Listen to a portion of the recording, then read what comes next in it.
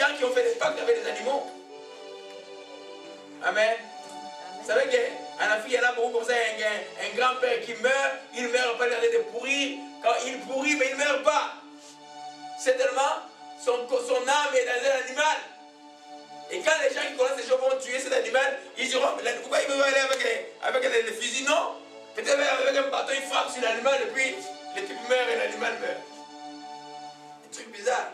Et nous venons des partenaires très compliqués, bien aimés. Et c'est pas encore fini parce que l'église dort. L'église dort. L'église dort en Afrique, tout le monde dort. Amen.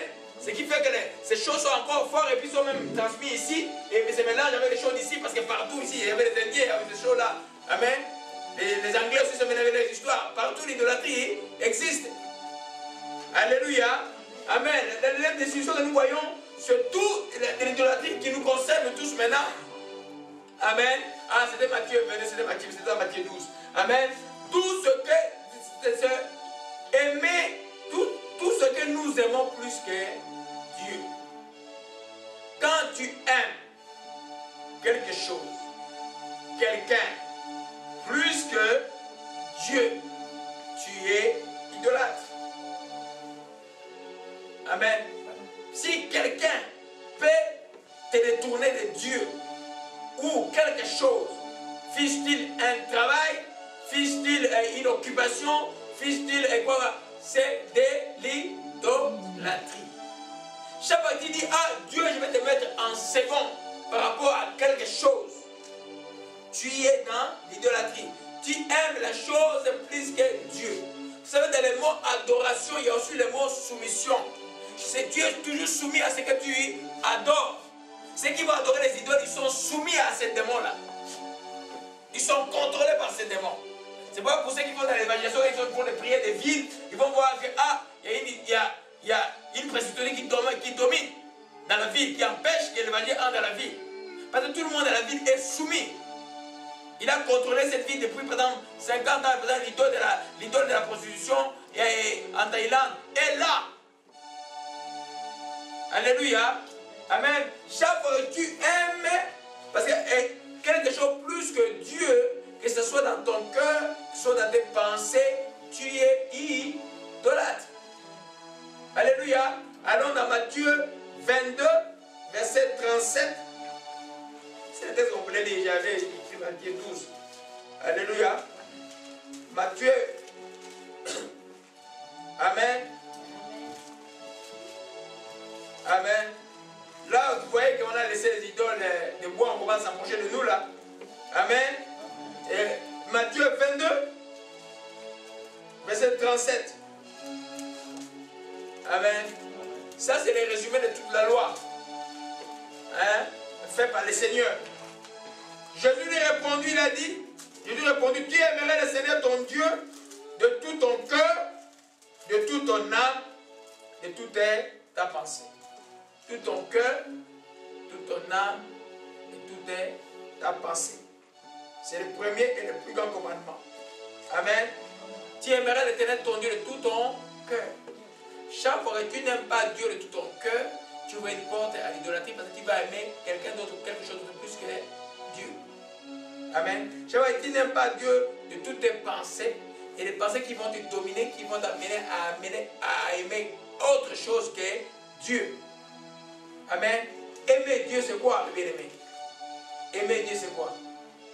Il y en a qui disent, ah, j'ai entendu quelqu'un me dire, oh, et ils aiment beaucoup la parole, et ils enseignent toujours d'aimer la parole, mais il faut aussi enseigner aimer Jésus. Je dis, oh frère, aimer Jésus, c'est quoi? Un homme de 50 ans, un Québécois, un Québécois chrétien de 50 ans, qui dit, mais frère, on va dire dans ce contexte, je l'ai repris juste dans la gentillesse. Je dis non, non. Jean chapitre 1, verset 1 dit quoi? Au commencement était la parole. La parole était Dieu. Amen. Aimer Dieu, c'est aimer sa parole. Jésus dit, si vous m'aimez, vous gardez mes commandements. Si tu n'arrives pas à garder les commandements, tu vas devenir idolâtre. En d'autres termes, il y aura quelque chose qui va te dominer. Parce qu'il dit, aime Dieu de tout ton cœur, dans ton esprit, de toute ton âme, de tes émotions, dans toutes choses, tu dois aimer Dieu et de toutes tes pensées. Alléluia. C'est pourquoi Paul dit, quand tu as des personnes qui ne sont pas correctes, tu les rends captifs dans l'obéissance de Christ et Jésus. Alléluia. Amen. Chaque fois que tu vas te retrouver dans les cas où tu sais que tu mets Dieu en second et bien-aimé, et tu es idolâtre. Alléluia. Amen. Amen.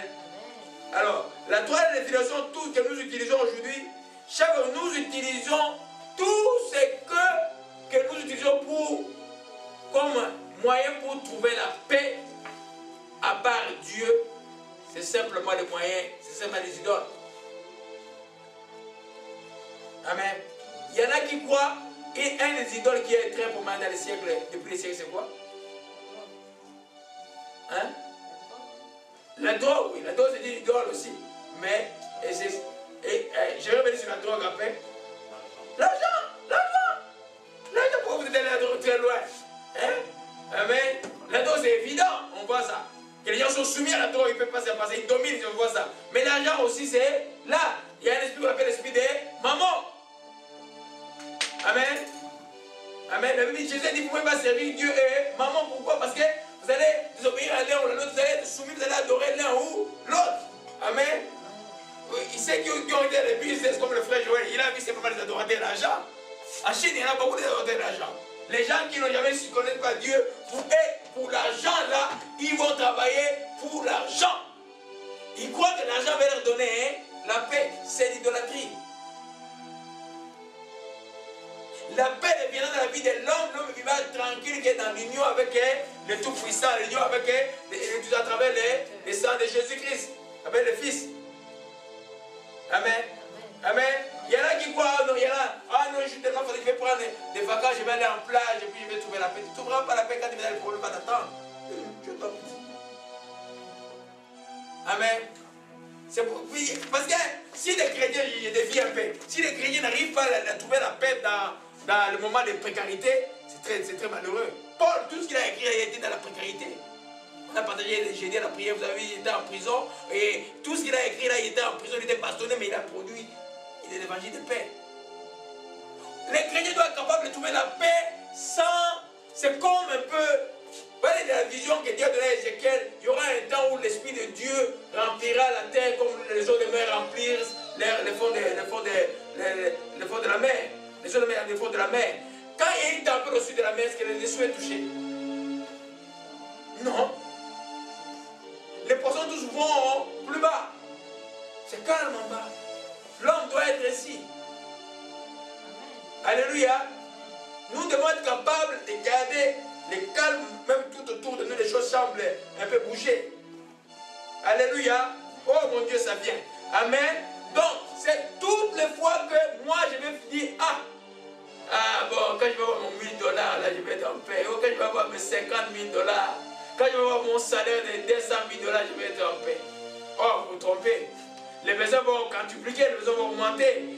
Tes clients, les coûts de fiches chez toi vont augmenter aussi. Alléluia. Amen. Amen. Donc nous comprenons que chaque fois que je vais utiliser un moyen d'autre pour trouver la paix qui est avec Dieu, je suis dans un processus d'idolâtrie. Alléluia. Amen. Parce que je pense comme l'argent, pourquoi l'argent donne la paix, mais j'ai vu des gens avec... Parce que Béni racontait un jour à la télé il y a quelques années, ils allaient prier pour quelqu'un en Floride qui avait une villa formidable, beaucoup d'argent, il allait pour prier, mais il a vu un homme, il entre dans la maison, il voit seulement une belle dame en train de l'accueillir, mais il ne voyait pas l'homme. Et puis il vient, il voit l'homme caché, comme ça là. L'homme était rongé par la maladie. Il commençait à parler à l'homme de Dieu, hein, pour qu'il donne sa vie à Jésus et puis il va prier pour lui. Oui, mais l'exemple qu'il a montré, il m'a parlé de ça parce que tout le matériel que cet homme avait ne lui servait plus. Amen. Alléluia. Oh, chaque fois que l'homme... Oh mon Dieu, je ne vais pas aller. Alléluia. On va aller tranquillement. Amen. Amen. Donc, la quatrième définition que je donne, c'est un péché qui profane le temple que nous sommes. Amen. On a vu dans Ézéchiel chapitre 8, les prophètes, comment Dieu lui a montré, les anciens d'Israël en train de faire chacun dans sa chambre avec des reptiles. Et devant les gens, ils étaient dit Yahweh, Yahweh. Et puis après, ils avaient leurs statuettes. Dans beaucoup des églises, même chrétiennes, surtout traditionnelles, c'est plein de gens. Il y en a quand ils font leurs réunions de fin d'année, là, pour, comment ça s'appelle ça encore? Non, il y a des réunions qu'ils font là. Donc tu vas connaître. Oui, les conseils des diacres. Oh, oui, quand il y a toutes ces réunions là, c'est la guerre des fois. C'est la guerre. Il a probablement raconté quelques histoires. Hein? Il y a la guerre de toi. Les gens, écoute, ils ont Jésus, mais là, ils te frappent avec tamoul, là, avec tamous, avec Baal, ils te frappent avec, je ne sais pas dire, les ancêtres de ma pédé, je ne sais pas quoi. Amen. Mais il dit Jésus. Ça existe encore ces choses-là aujourd'hui. Les gens dans les lieux secrets, ils disent Jésus dans les secrets, ils ont leur Dieu. Alléluia. Amen. Alors c'est un péché qui profane le temple. Et comme on a vu dans Ézéchiel, Dieu dit, et alors Ézéchiel 8, verset 6, on va revenir sur ça. Alléluia.